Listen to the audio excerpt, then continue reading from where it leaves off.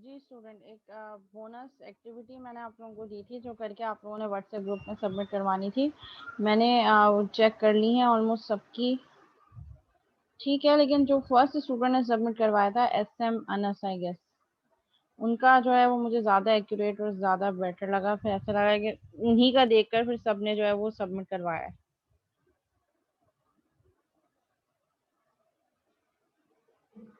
तो मैं सोल्यूशन भी शेयर कर देती हूँ आप लोगों के साथ। सोल्यूशन इसका ये है, आप लोगों ने जो सबमिशन करवाई है उसमें आप लोगों ने पार्टीशन नहीं करा, ठीक है। सबसे पहले हम देखें, ये हमारे पास क्या है, यूजर है, गेट हेल्थ इंडेक्स, ये हमारे पास यूज केस है, ठीक है। इस यूज केस की अगर हम, ये वही यूज केस है जो वहाँ ये जो हमें गिवन था स्लाइड, इससे पहले वाली स्लाइड पे। ये यूज केसेस के फ्लो ऑफ इवेंट्स है। फ्लो ऑफ इवेंट को देखते हुए हमने यूज केस डायग्राम बनाई जो कि यूजर है and he will take it health index. अब इसके अंदर बैकएंड पे एक्टिविटी क्या होगी, सबसे पहले हमने अपने सिस्टम को दो जो है वो पोर्शंस में ब्रेक कर दिया। First one is user and second one is system. अब हम यूजर और सिस्टम के अकॉर्डिंगली जो है वो एक्टिविटीज ब्रेक करेंगे, कौन सी एक्टिविटी यूजर परफॉर्म कर रहा है और कौन सी एक्टिविटी सिस्टम जनरेट कर रहा है। तो सबसे पहले हम यहाँ पे क्या करेंगे, सबसे पहले हम देखेंगे कि यूजर विल गेट एडवाइस। यहाँ से हमारी जो है वो एक्टिविटी डायग्राम इनिशिएट होगी when user press the get advice button, ठीक है। गेट एडवाइस उसने प्रेस किया, मीनवाइल उसी टाइम पे क्या हुआ, एक एक्टिविटी जनरेट हुई, यूजर वेटिंग स्टेट पे चला गया और सिस्टम जो है वो क्या करेगा, इनिशिएट एल्गोरिथम, ठीक है। यूजर वेट कर रहा है और जो है सिस्टम क्या कर रहा है, वो इनिशिएट कर रहा है एल्गोरिथम को, ठीक है। ये दोनों काम पैरेलल प्रोसेसिंग हो रही है, ठीक है। जैसे ही यूजर ने एडवाइस बटन प्रेस किया, सिस्टम ने एल्गोरिथम स्टार्ट कर दिया और यूजर वेटिंग स्टेट पे है। जैसे ही वेटिंग स्टेट से बाहर निकले, एल्गोरिथम इनिशिएट हो गया, आपका सिस्टम चेक करेगा कि क्या डेटा अवेलेबल है। नो, अगर डेटा अवेलेबल नहीं है तो एरर आएगा और फिर दोबारा ये कहाँ चला जाएगा, गेट एडवाइस बटन पे दोबारा वहीं ले जाएगा यूजर को जहाँ से एक्टिविटी स्टार्ट हुई थी। और अगर डाटा अवेलेबल है तो सिस्टम विल डिस्प्ले एडवाइस। जैसे मैंने आपको कहा था कि सिंपल एक स्टेटमेंट देते हैं, डिस्प्ले एडवाइस। अब इस एडवाइस में कुछ भी हो सकता है डिपेंडिंग ऑन द जैसे एरर जो प्रोवाइडेड बाय द है, एरर जो आपने यूजर। और इस एरर डिस्प्ले एडवाइस एरर के बाद जाके हमारी जो एक्टिविटी डायग्राम है ये यहाँ पे एंड हो जाएगी, ठीक है। तो ये एक्टिविटी डायग्राम है जो आप लोगों ने इस जैसी बना के या ऐसी ही सबमिट करवानी थी। जी, अब कोई स्टूडेंट कुछ बोल रहा था, अब मैं कंप्लीट कर चुकी हूँ। अब इसके बाद अगर आपकी कोई क्यूरीज हैं तो पूछें। देखिए एरर जो आपने बनाया ये यूजर के पोर्शन में बनाया। जी, एरर जनरेट होगा ना, सिस्टम जनरेट करेगा एरर, लेकिन वो शो किसको होगा, यूजर को। ठीक है।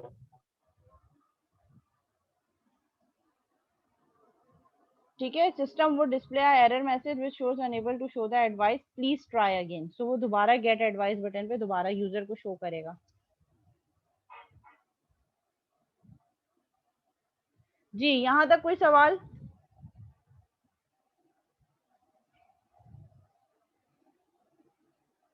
No ma'am. ठीक है, ठीक है। सो बोनस मार्क सिर्फ एक ही स्टूडेंट को जाएगा, सैयद मोहम्मद अनस को। बाकी सबने जो है वो छापा मारा है। मैम मैंने तो खुद किया है। अब ये मैंने खुद किया है, ये कौन है? ऑलमोस्ट सबका ही सेम है सिवाय SM अनस का, और वो जो उसके बाद जो सेकंड स्टूडेंट ने सबमिट करवाया है, अब ये राजपूत नेम शो हो रहा है, अब ये पता नहीं कौन है। मैम मैंने तो खुद किया था, मैं तो आपसे पूछ भी रहा था सब। मैंने बेटा तो खुद नाम किया तो था मैम। बताओ, मैं मुझे कैसे मुइज पता चल। अतर। सॉरी, मुइज अतर। मुइज अत्थर। अच्छा रुक जाओ, मुइज, हुजैफा, मोहम्मद हसन। सबमिट करवाया व्हाट्सएप ग्रुप में? जी मैम, सब 2 बार सबमिट करवाया था, एक में थोड़ा गलत हो गया था, फिर दूसरी में मैंने आपको करवाया था, आप देख लें। मैंने तो उसी वक्त स्टार्ट कर दिया था जब आपने दिया था ये। मैं आपसे क्वेश्चन भी पूछ रहा था जब वो एडवाइस वाले में दोनों थोड़ा मसला आपका आ रहा था डिलीट उसकी हुआ वजह हुआ से। है, दोनों आपकी डिलीट हुए हैं, कुछ भी शो नहीं हो रहा। मैं आपको भेज रहा हूँ। मैम दोनों तो शो हैं। मेरे पास दोनों डिलीट पे आ रहे हैं, दिस मैसेज वाज मैम मैंने डिलीटेड। देखिए अभी मार्क किया, इसके नीचे रिप्लाई दिया है। एक मिनट रुको, मोइज अथर गेट एडवाइस। बेटा बिल्कुल सेम सेम है, बाकी सब जैसा, कुछ जरा सा भी चेंज नहीं है। खुद देखो, सबने दिया है ना वहाँ पे, खुद देखो आप। तो मैम अब ये अभी मेरी गलती थोड़ी है, अब सबने वैसा, मैंने तो उसी टाइम कर रहा था, मुझे एडवाइस वाले का मसला आता है वो मैं आपसे पूछ भी रहा था। मुझे सबका नहीं पता, मैंने तो सब मुझे उसी टाइम बना रहा था जब आपने दिया था टास्क। और वैसे ये एक मिस्टेक सबने की है कि आप लोगों ने पार्टीशन किसी ने भी नहीं किया। एक स्टूडेंट ने पार्टीशन किया है लेकिन वो डायग्राम सही नहीं है। जो सेकंड स्टूडेंट है ना जिन्होंने पार्टीशन किया, ये राजपूत के नाम से, पार्टीशन किया है बट वर्किंग सही नहीं है। और बाकी किसी ने भी पार्टीशन नहीं किया। पार्टीशन करते आप तो एक्टिविटी डायग्राम में स्विम लेंस यूज इसीलिए होता है कि मिस आप बता सकें कि यूजर मतलब कौन कौन से यूजर्स हैं और वो कौन कौन सी एक्टिविटीज प्ले करेंगे आपके सिस्टम में। मैम बोनस तो मिलेगा ना ऐसे में? बोनस सबको तो नहीं मिलेगा ना, सही तो किसी ने ऐसे किया ही मैंने नहीं है। ऐसे मैंने बोला। मैम मुझे दें मैम, बोनस मार्क्स चाहिए मैम। ऐसे थोड़े मिलते हैं बोनस, तो परफॉर्मेंस पे मिलते हैं, रोने से थोड़े मैम मिलते मैंने हैं। किया तो था। मैम सैयद मोहम्मद अनस बोल रहा हूँ, मिलेंगे ना ऐसा होता कि हाँ डिस्टर्ब अनस से? को तो मिलेंगे। ठीक है मैम। एक ही बोनस जा रहा है, बाकी जो है वो सबका सेम ही है। मिस जी फरमाएं। मिस अगर अटेंडेंस के वक्त किसी का नेट चला जाए, वो बाद में आ जाए, अटेंडेंस उसकी नहीं होगी? अटेंडेंस जो अटेंडेंस के टाइम पे जो नहीं है उसकी अटेंडेंस नहीं होगी। नो मिस, फॉर एग्जांपल आप अटेंडेंस ले रही है, मेरा नेट चला गया, क्योंकि हम पाकिस्तान में कोई इतना अच्छा नेट तो है नहीं, तो मिस फिर आप मतलब अटेंडेंस मार्क नहीं करेंगे? डिपेंड करता है कि प्रीवियस आप वो, क्योंकि कुछ बच्चे ऐसा भी करते हैं कि वो at the time of attendance ही आते हैं और कुछ बच्चे ऐसे होते हैं जो नहीं होते, तो उनके बीच में डिस्टिंग्विश करना बड़ा डिफरेंट हो जाता है कि कौन है और कौन नहीं है।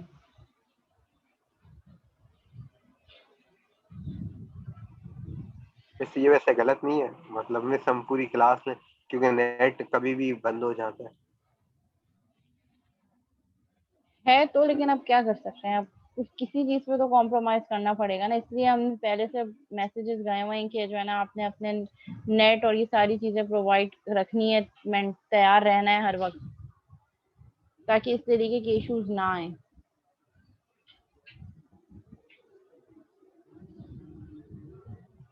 मिस अभी भी ना, मैं व्हाट्सएप पर ना पिक्चर सेंड करने की कोशिश कर रहा था, लेकिन नेट की वजह से सेंड ही नहीं हो रही थी, तो फिर मैंने छोड़ ही दिया। फिर अभी बहुत मैंने कंप्यूटर पर दूसरा नेट कनेक्ट किया। बहुत अच्छा किया। चलो अच्छा, अब हम जो है वो नेक्स्ट स्टार्ट कर रहे हैं। लेट्स अब हम ऑब्जेक्ट्स एंड क्लासेस देख रहे हैं कि ऑब्जेक्ट्स और क्लासेस क्या होगा हमारे पास। ठीक है, क्लासेस क्या होंगी।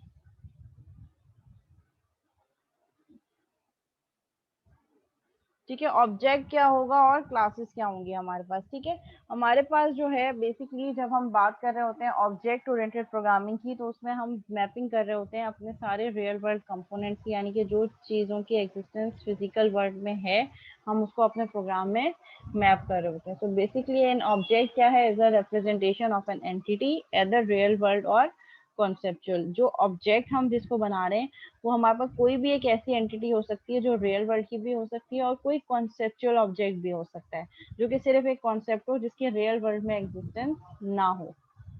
An object can represent something concrete such as जो trucks और my computer, कोई ऐसी चीज जो कंक्रीट हो, जो फिजिकल हो, जिसकी एग्जिस्टेंस हो। और a concept such as a chemical process, कोई केमिकल प्रोसेस हो। अ बैंक ट्रांजेक्शन जो परफॉर्म हुई हो। A purchase order, marriage credit history और एन इंटरेस्ट रेट। तो ये सारी चीजें हमारे पास कॉन्सेप्ट कंसीडर होंगी। और ऑब्जेक्ट क्या होगा, जो रियल वर्ल्ड ऑब्जेक्ट है, कोई भी फिजिकल एंटिटी जिसकी एग्जिस्टेंस मौजूद हो। State, behaviour and identity, each object in a system has 3 characteristics. Her object की जो हम बात कर रहे हैं उसके 3 कैरेक्टरिस्टिक हो सकते हैं, उसका स्टेट, उसके बिहेवियर और उसकी आइडेंटिटी। आइडेंटिटी मीन्स उसका नेम, जब हम ऑब्जेक्ट क्रिएट कर रहे होते हैं।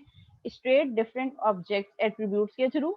लेट से अगर मैं कह रही हूँ एक पर्सन एक ऑब्जेक्ट है, तो उसकी आइडेंटिटी क्या है, पर्सन। उसका स्टेट, उसका नेम क्या है, उसकी एज क्या है, उसकी डेट ऑफ बर्थ क्या है, उसका सीएनआईसी नंबर क्या है, that would B it's state. और बिहेवियर, वो पर्सन क्या क्या टास्क परफॉर्म कर सकता है। A person can talk, a person can walk, it's all the behaviour of an object. The state of an object is one of the possible conditions in which it may exist. The state of an object typically changes over time, और object का state change हो सकता है। Let suppose अगर मैं किसी person की as की बात कर रही हूँ, it can be change. Height की बात कर रही हूँ, इट कैन बी चेंज।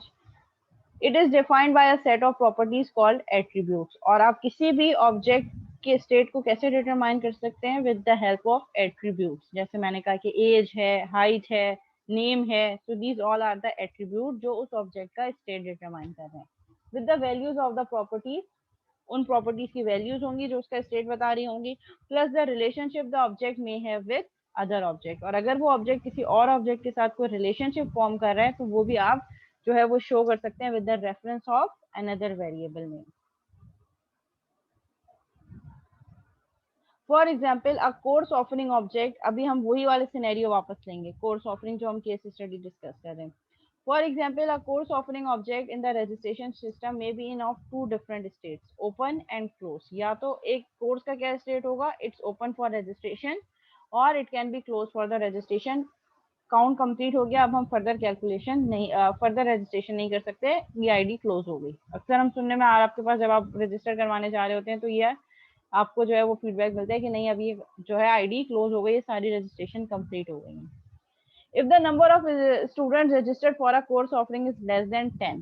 अच्छा, इन्होंने क्या क्राइटेरिया बताया, हमारे पास किट का क्या क्राइटेरिया है कि हमारे पास 40 की लिमिट होनी चाहिए. 40 के बाद अगर कोई और स्टूडेंट रजिस्टर हो रहा है तो आफ्टर 40 रजिस्ट्रेशन हम उस कोर्स को क्लोज करते हैं. नाउ अब फर्दर रजिस्ट्रेशन नहीं हो सकती, फिर नेक्स्ट आईडी बनी. ये लोग क्या सिनेरियो लेके चल रहे हैं कि 10 से कम होनी चाहिए, मतलब 9 स्टूडेंट्स रजिस्टर हो सकते हैं एक कोर्स में. So if the number of students registered for a course offering is less than 10, the state of the course offering is open. अगर less than 10 student register हैं तो course is open for registration. जैसे 10 student register हो गए उसके बाद ये क्या हो जाएगा, register for the course offering, the state become closed. जैसे 10 student register हो गए उसके बाद उस course का state close हो जाएगा. Behavior determines how an object will respond to requests from other object. Behaviour ये बता रहा है कि उस ऑब्जेक्ट में हम क्या क्या ऑपरेशंस परफॉर्म कर सकते हैं. और बिहेवियर को हम डिटरमाइन कैसे करते हैं, through the set of operations. अब आप उसको ऑपरेशन कहें, आप उसको फंक्शंस कहें, आप उसको मेथड्स कहें, प्रोसीजर्स कहें, ये सारी चीजें किसी भी फंक्शन के एट्रीब्यूट हम कैसे बिहेवियर बता सकते हैं through different methods, operations, functions और features. In the registration system, a course offering could have the behavior add a student and delete a student. अगर हम वही course offering वाली क्लास की बात करें तो उसमें हमारे पास क्या बिहेवियर हो सकते हैं, कोर्स ऑफरिंग में हमारे पास स्टूडेंट ऐड हो सकता है उस क्लास में और डिलीट हो सकता है. आइडेंटिटी, आइडेंटिटी क्या होगी, उस कोर्स के कोई स्पेसिफिक वैल्यू. लेट्स सपोज अगर मैं कह रही हूँ कि ऑब्जेक्ट ओरिएंटेड एनालिसिस और डिजाइन की इस सेमेस्टर में 3 आईडीज ऑफर हुई हैं. तो हम आइडेंटिफाई कैसे करेंगे कि मैं किस आईडी की बात कर रही हूँ, with course name and course ID. ठीक है. For example algebra 101 section 1 and algebra 101 section 2. Again course name same है बट कोर्स आईडी डिफरेंट है. Are 2 objects in the course registration system. Again जैसे हमारे पास OART की 2 आईडीज हैं या 3 IDs हैं, तीनों के नेम तो कोर्स नेम तो सेम होंगे लेकिन हम डिस्टिंग्विश कैसे कर सकते हैं, थ्रू कोर्स आईडी. जैसे हमारे कोर्स की आईडी है 107193, हो सकता है जो एक और OART की आईडी अगर ऑफर हुई है तो 10192 ऑफर हो. ठीक है, मैं समझा रही हूँ. ऐसे अभी हमारे पास एक ही आईडी है लेकिन यूजुअली ऐसा होता है जैसे पीएफ की बहुत सारी आईडीज बनती हैं, सॉफ्टवेयर इंजीनियरिंग की भी बहुत बनती है. क्योंकि समर है तो रिस्ट्रिक्टेड हो गया, वरना वैसे पीएफ, ऊप, एससी, डेटा स्ट्रक्चर, ये वो कोर्सेज हैं जिनकी बहुत सारी आईडीज बनती हैं. तो कोर्स नेम सेम होगा बट कोर्स आईडी डिफरेंट होगी जो आइडेंटिफाई कर रही है कि हम किस कोर्स की बात कर रहे हैं. Although they are both course offerings, they each have a unique identity. हैं तो दोनों ही कोर्स ऑफरिंग्स लेकिन दोनों की अपनी एक यूनिक आइडेंटिटी है जो सेक्शन 1, सेक्शन 2 हमारे पास क्लास आईडीज होती हैं. UML notation for an object. जब आप किसी ऑब्जेक्ट को रिप्रेजेंट करते हैं तो यूएमएल में, यूनिफाइड मॉडलिंग लैंग्वेज में उसकी रिप्रेजेंटेशन कैसी होती है. सो यूएमएल में notation for an object is like this. एक रेक्टेंगुलर बॉक्स, उसके अंदर ऑब्जेक्ट का नेम और जो उसकी आईडी है, यूनिक आईडी, वो अंडरलाइंड. ये ऑब्जेक्ट की रिप्रेजेंटेशन है. What is a class. अब हम ऑब्जेक्ट की बात कर रहे हैं तो ऑब्जेक्ट, अगर मैं कोर्स रजिस्ट्रेशन सिस्टम की बात करूं तो इसमें तो मल्टीपल कोर्सेज होंगे. ठीक है, मल्टीपल कोर्सेज. लेट्स सपोज इस सेमेस्टर में हम OART भी पढ़ा रहे हैं, हम सॉफ्टवेयर इंजीनियरिंग भी पढ़ा रहे हैं, हम पीएफ भी ऑफर कर रहे हैं, हम ऊप भी ऑफर कर रहे हैं, हम मल्टीपल कोर्सेज ऑफर कर रहे हैं. अब उन सब कोर्सेज की कुछ एट्रीब्यूट्स कॉमन होंगे, उन एट्रीब्यूट्स की वैल्यू डिफरेंट हो सकती है. लेट्स सपोज हर कोर्स का नेम होगा, हर कोर्स की अपनी एक आईडी होगी, हर कोर्स का ड्यूरेशन होगा, हर कोर्स को फैकल्टी असाइन होगी, हर कोर्स का क्रेडिट आवर होगा कि 3 क्रेडिट आवर का कोर्स है या 3+2 का है, लैब भी है या नहीं है. तो हर कोर्स की जो है वो कुछ एट्रीब्यूट्स कॉमन होंगे और मेथड भी कॉमन होंगे। लेट्स से स्टूडेंट को एनरोल करना, स्टूडेंट की ग्रेडिंग करना, उनको जो है वो प्रोजेक्ट की मार्किंग करना, अटेंडेंस लेना, क्विजेस वगैरह। तो ये सब बिहेवियर हैं जो वो सारे कोर्सेज में परफॉर्म होने। तो इसको हर ऑब्जेक्ट के लिए अलग अलग रिप्रेजेंट करने से बेटर है कि हम एक क्लास बना लें जो कि बेसिकली एक ब्लूप्रिंट, एक टेम्पलेट है for multiple object of same type. अगर मैं कह रही हूँ कि एक पर्सन है, मैं भी उस क्लास से बिलोंग कर रही हूँ, आप भी उस क्लास से बिलोंग कर रहे हैं, अब हम सब के कुछ एट्रीब्यूट्स कॉमन होंगे। मेरा भी नेम है, आपका भी नेम है, मेरी भी एज है, आपकी भी एज है, मेरा भी CNIC नंबर होगा, आपका भी CNIC नंबर होगा, मेरी भी हाइट होगी, आपकी भी हाइट होगी। तो इन सारी चीजें जो कॉमन एट्रीब्यूट्स हैं उनको हर ऑब्जेक्ट के लिए हर दफा रिपीट करने से बेटर है कि हम एक कस्टमाइज वर्जन बनाएं जिसको हम क्लास कह रहे हों, जिसमें तमाम कॉमन एट्रीब्यूट्स और मेथड्स हम यूटिलाइज करें, यूज करें। A class is a description of a group of objects. ऐसे ग्रुप ऑफ ऑब्जेक्ट जिनकी प्रॉपर्टीज, जिनके एट्रीब्यूट्स कॉमन हो। मैं एट्रीब्यूट्स की वैल्यू की बात नहीं कर रही, मैं एट्रीब्यूट्स की बात कर रही हूँ। एट्रीब्यूट सेम हो, वैल्यू कैन डिफर। मेरा भी नाम है, आपका भी नाम है, मेरा एक अलग नाम है, आपका एक अलग नाम है, लेकिन है नाम। ठीक है, एज मेरी भी है, आपकी भी है, डिफर होगी, लेकिन एट्रीब्यूट कॉमन है, which is age. With common properties, attributes, common behavior operations, common relationships to other objects and common semantics. Thus, a class is a template to create objects. जब आपने multiple objects बनाने हो तो उसकी representation आप class से करवा सकते हैं। Each object is an instance of some class and objects cannot be instances of more than one class. ठीक है, वो कह रहे हैं कि हर ऑब्जेक्ट जो आप डिफाइन करेंगे वो किसी ना किसी क्लास का इंस्टेंस होगा, और एक ऑब्जेक्ट जो है वो एक से ज्यादा क्लास का इंस्टेंस नहीं हो सकता। ठीक है, एट ए टाइम किसी एक ही क्लास का वो ऑब्जेक्ट होगा। ठीक है, मोर देन वन क्लासेस से हम इनहेरिट नहीं कर सकते। अच्छा, इंस्टेंस और ऑब्जेक्ट में क्या फर्क है, कोई मुझे बता सकता है? What is the difference between instance and an object?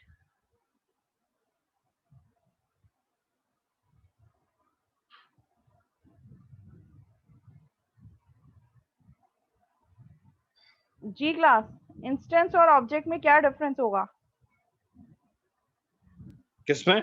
Instance और object.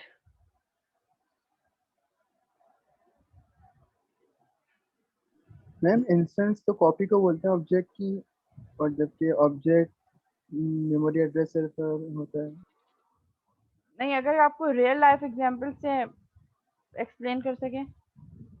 Instance is an example of object, object is equal to value, तो इंस्टेंस की वैल्यू नहीं होगी।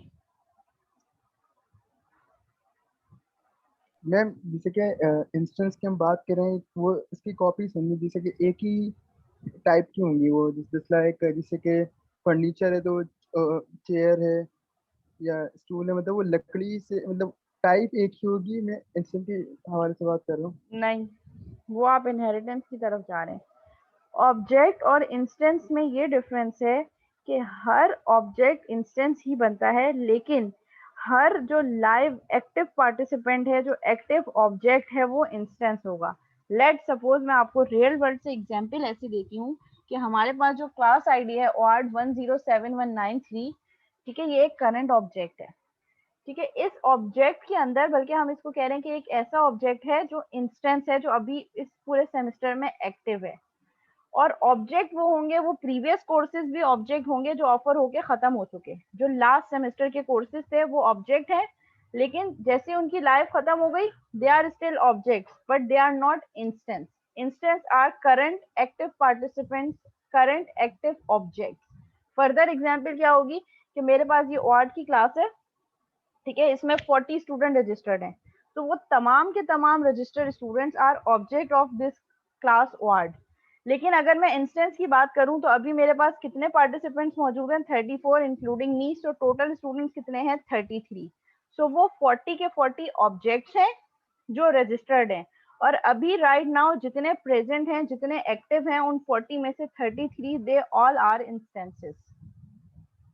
हंजला भी ऐड हो गए, तो अब ये भी एक इंस्टेंस बन गए। तो हमारे पास टोटल 40 ऑब्जेक्ट में से 34 आर इंस्टेंसेस।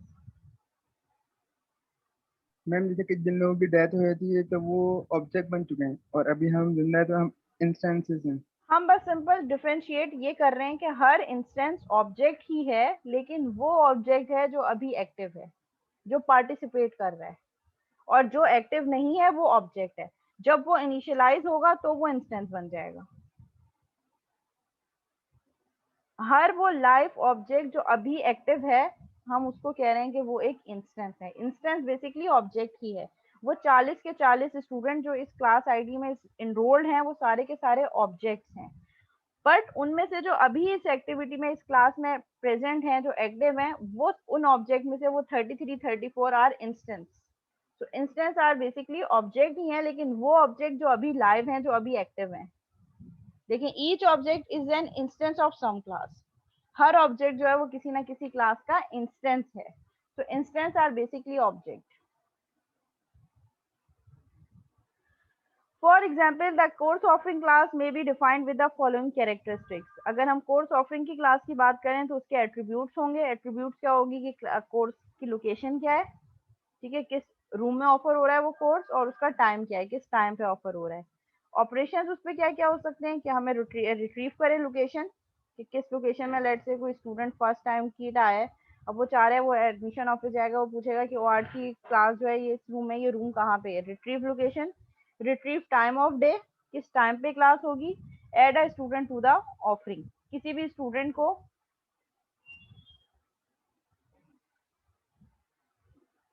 ठीक है। तो ये हमारे पास क्या हो गया, add a student to the offering. आप अपने जो है वो किसी भी स्टूडेंट को रजिस्टर कर सकते हैं कोर्स में, ठीक है। So these are the operation related to class.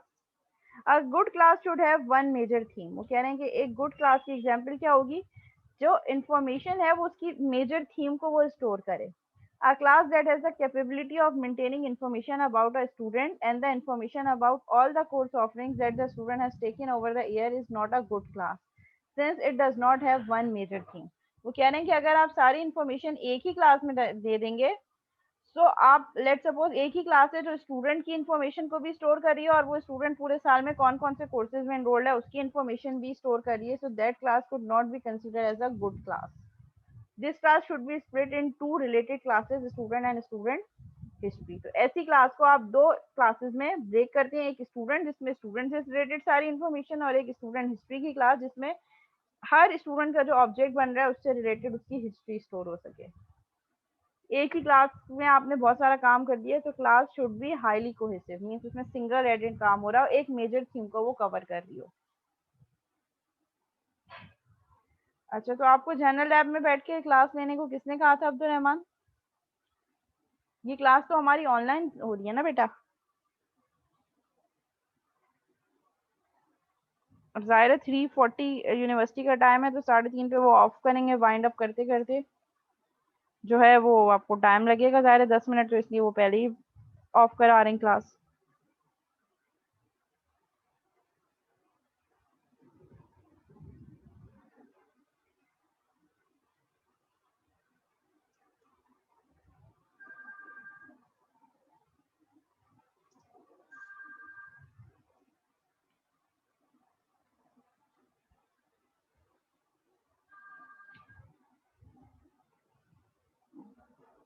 अब मोबाइल से लें क्लास?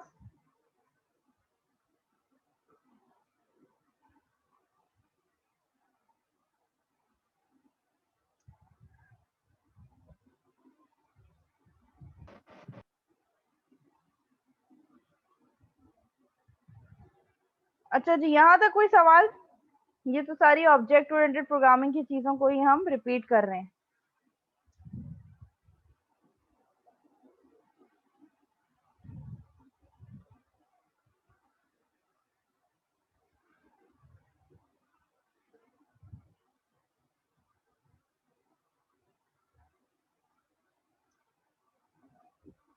ठीक है, that's good.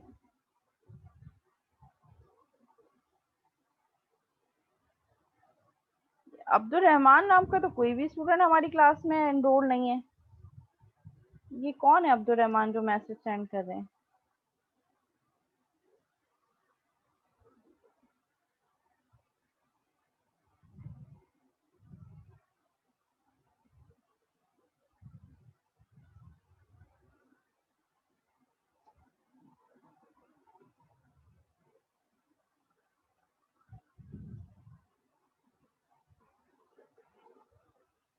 Meeting he leave कर दी उन्होंने।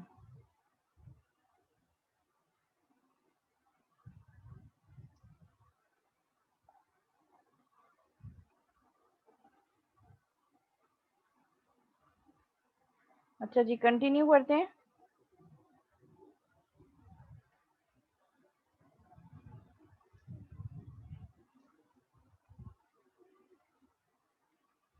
ठीक है, classes should be name using the vocabulary of the domain. जिस डोमेन की आप बात कर रहे हैं, क्लास का नाम भी वैसे ही होना चाहिए। The name should be a singular noun, noun होना चाहिए। In the UML classes are represented as compartmentalized rectangles. आप कंपार्टमेंट्स बनाएंगे रेक्टेंगल्स में, यानी कि रेक्टेंगल्स को 3 उसमें पोर्शंस में ब्रेक करेंगे और रिप्रेजेंट करेंगे एक क्लास को। The top compartment contains the name of the class. जो टॉप कंपार्टमेंट है वो क्लास का नेम रिप्रेजेंट कर रहा है, मिडिल कंपार्टमेंट उसके एट्रीब्यूट्स, और लास्ट कंपार्टमेंट उसके मेथड्स। सबसे पहले क्लास का नेम, सेकंड वाला जो पोर्शन है वो सारे एट्रीब्यूट्स, एंड थर्ड वाला मेथड। मेथड्स को हमेशा आप राउंड ब्रैकेट से रिप्रेजेंट कर रहे होते हैं। ये हमारे पास क्लास की रिप्रेजेंटेशन है। Stereotypes and classes. A stereotype provides the capability to create a new kind of modeling element. Stereotype जैसे हमने पहले भी पढ़ा कि existing elements को देखते हुए हम कोई नई चीज अगर मॉडल कर रहे हैं, कोई नई चीज ड्राइव कर रहे हैं बेसिकली, तो उसको हम stereotype कह रहे हैं। Here we can create new kinds of classes. Stereotype में हम नई kind की classes जो है वो generate कर सकते हैं। Existing classes को देखकर नई classes को डिजाइन कर सकते हैं, generate कर सकते हैं। Some common stereotypes for a class are entity, boundary, control, utility and exception. अब हम जो क्लासेस बना रहे हैं, अच्छा ये क्लासेस जो हम पढ़ने जा रहे हैं, ये आपके प्रोजेक्ट के रिस्पेक्ट से भी बहुत इंपॉर्टेंट है और आगे चल के भी बहुत हेल्पफुल होंगी। तो some common stereotypes related to classes हमारे पास क्या है? Entity classes, boundary classes, control classes, utility classes and exception classes.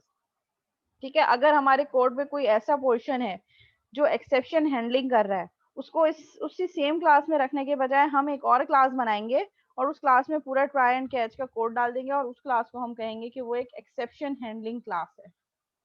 इसी तरह अगर हम कोई यूटिलिटी बना रहे हैं, कोई ऐसी ऐप या कोई ऐसा कंपोनेंट या कॉन्फ़िगरेशन कर रहे हैं या एपीआई यूज कर रहे हैं, तो उसको उसी एक ही एग्जिस्टिंग क्लास में यूज करने के बजाय हम एक और क्लास बनाएंगे और उसको हम कह देंगे कि वो एक यूटिलिटी क्लास है। जैसे कि हम जब कोई फॉर्म बनाते हैं, ठीक है, फॉर्म ऐड करते हैं अपनी एप्लीकेशन में, तो वो बैक एंड पे ऑटोमेटिकली एक फॉर्म की क्लास बना देता है जो फॉर्म की एग्जिस्टिंग बेस क्लास को इनहेरिट कर रही होती है।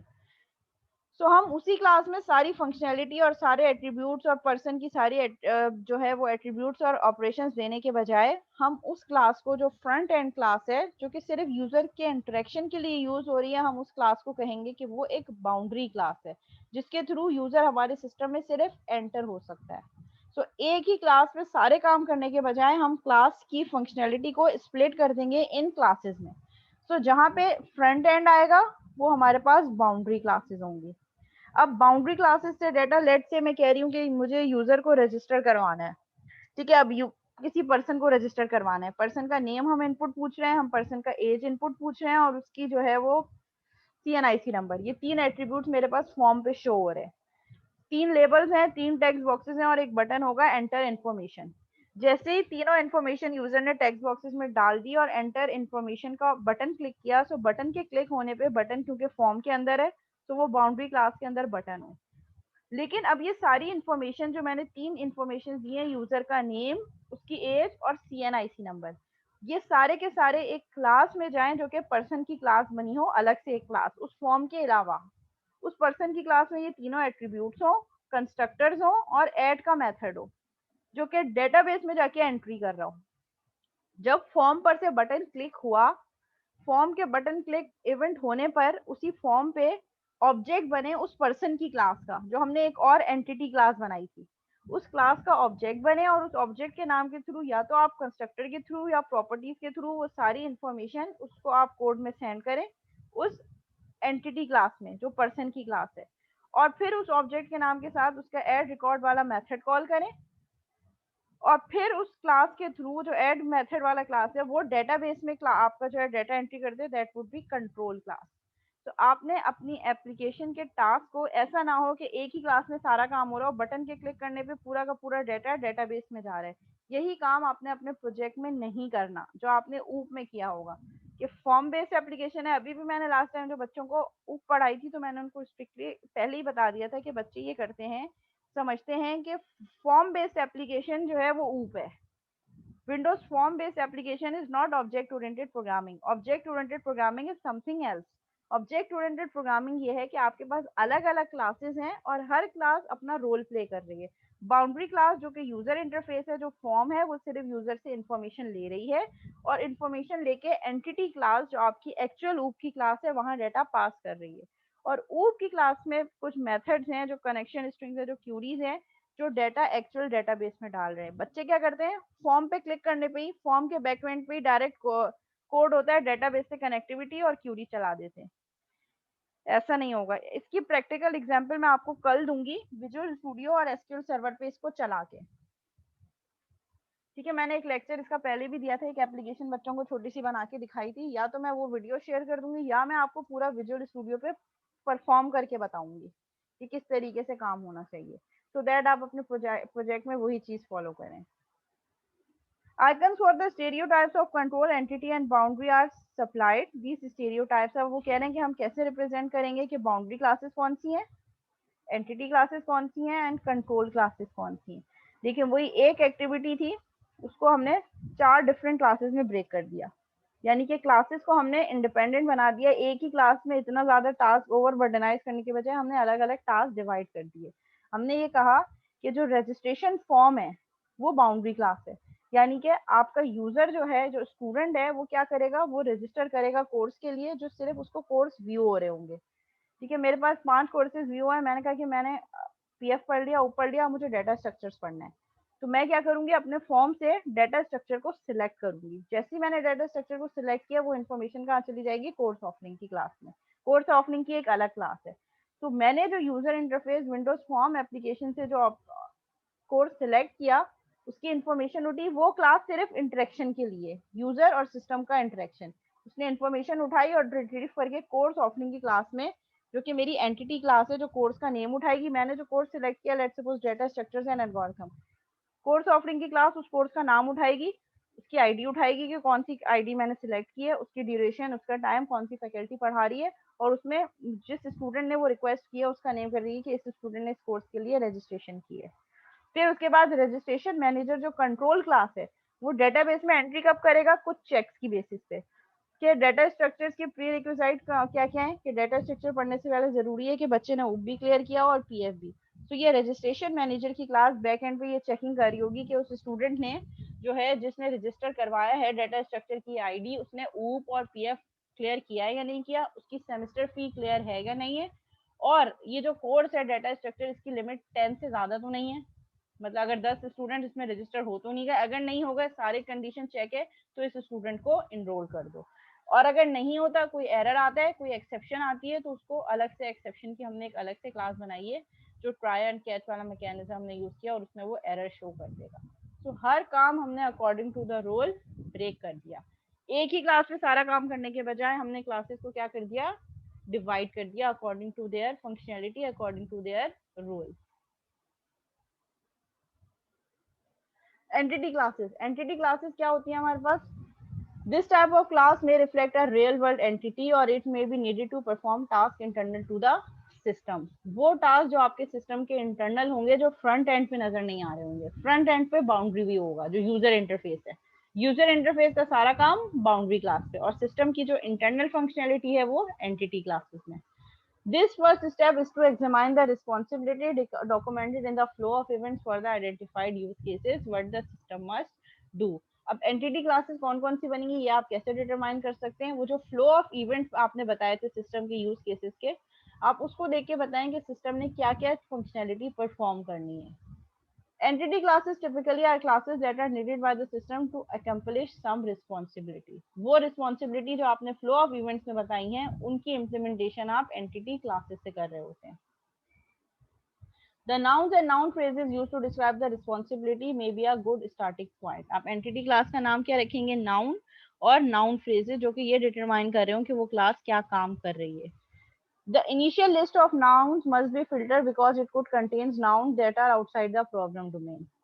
Nouns that are just language expressions, nouns that are just redundant, and nouns that are descriptions of the class structures. ठीक है, वो कह रहे हैं कि जो आपने इनिशियल लिस्ट दी है वो आगे जाके आप हो सकता है कि क्लास का नाम चेंज कर दें अकॉर्डिंग टू द फंक्शनैलिटी. जो आपने नाम रखा हो सकता है वो उस डोमेन में ना आ रहा हो जो आपने काम करना हो, तो आप आगे जाके उसको फिल्टर कर सकते हैं, चेंज कर सकते हैं. बाउंड्री क्लासेस कौन सी क्लास होती है? जो actor outside the system boundary system से इंटरेक्ट कर रहा है, तो वो बाउंड्री क्लासेस हैं.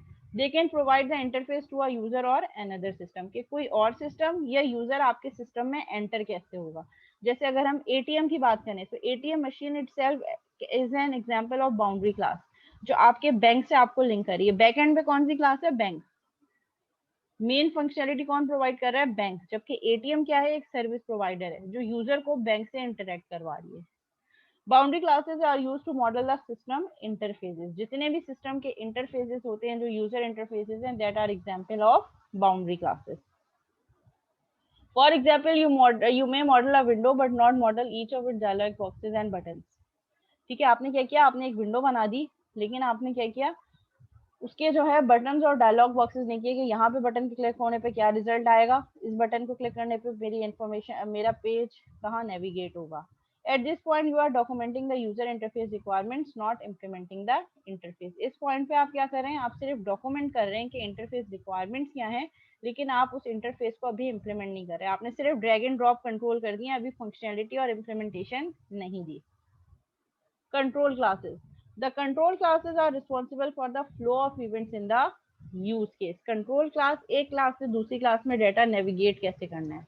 Control class model sequencing behaviour specific to one or more use cases. जो चीजें आपने यूज केसेस में बताई हैं वो एक्चुअल में कौन कर रहा है? आपके control classes. Control classes coordinate the event needed to realise the behaviour specified in the use case. Use cases में जो आपने बिहेवियर्स बताएं कि आपका सिस्टम ये एक्शन परफॉर्म करेगा, ये फीचर करेगा, एक्चुअल में वो काम कौन कर रहा होगा? आपकी कंट्रोल क्लासेस उन इवेंट्स और उन मेथड्स को चला रही होगी. For example, in the course registration system, a student select course offerings and if the course offering is available, the student is added to it. ठीक है, ये सिनेरियो है. Who knows how to add the student? The control class or the course offering? So the right answer is the course offering. Student को उस class में enrol कैसे करना है, ये किसकी रिस्पॉन्सिबिलिटी है? कोर्स ऑफरिंग की, कंट्रोल क्लास की नहीं है. The control class know when the student should be added. Control class क्या डिटरमाइन करेगी कि स्टूडेंट ऐड कब होगा, ये नहीं कि कैसे होगा. कैसे वाला काम कोर्स ऑफरिंग वाली क्लास करेगी. कब होगा, that is the responsibility of control classes. The course offering knows how to add the student. Course offering को पता है कि स्टूडेंट को ऐड कब कैसे करना है, और कंट्रोल क्लास को ये पता है कि उस स्टूडेंट को कब करना है add. A bad control class would not only know when to add the student but how to add the student. अगर कोई ऐसी क्लास है जिसको ये भी पता है कि स्टूडेंट को कब ऐड करना है और कैसे ऐड करना है, मतलब एक ही काम में हमने एक ही क्लास में दोनों फंक्शनैलिटी दे दी, तो उस कंट्रोल क्लास को हम एक गुड कंट्रोल क्लास कंसीडर नहीं कर सकते. ठीक है, ये हमारे पास तीन अलग अलग हमने क्लासेस आइडेंटिफाई कर दी according to the system functionality and use case. के बाउंड्री क्लास कौन सी होगी, हमारे पास कंट्रोल क्लास कौन सी होगी, और हमारे पास एंटिटी क्लास कौन सी होगी. उसके बाद हम क्या करेंगे, उसके बाद हम सिस्टम की डॉक्यूमेंटेशन प्रोवाइड करेंगे. अच्छा, अब मीटिंग एंड होने वाली है. सेम मीटिंग आईडी पे दोबारा ज्वाइन करेंगे, और ये जो मेरे पास 35 स्टूडेंट्स हैं, यही 35 स्टूडेंट्स करेंगे. इसके अलावा किसी और को मैं ऐड नहीं करूंगी.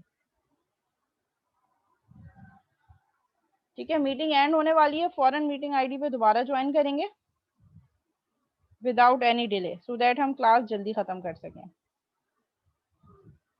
मैम क्विज कब होगा? क्विज का बताती हूँ मैं नेक्स्ट सेशन में क्या करना है. मैं नेक्स्ट क्लास में ले लेते हैं क्विज, थोड़ा रिवीजन का मौका मिल जाएगा. मैम नहीं, अभी ले लें मैम, इतनी शॉर्ट ले लें, टाइम लगेगा वरना. मैडम अभी नहीं, नेक्स्ट क्लास में अभी बल्कि अभी नहीं, नेक्स्ट क्लास में ले लीजिएगा मैम, अभी तो वैसे भी मीटिंग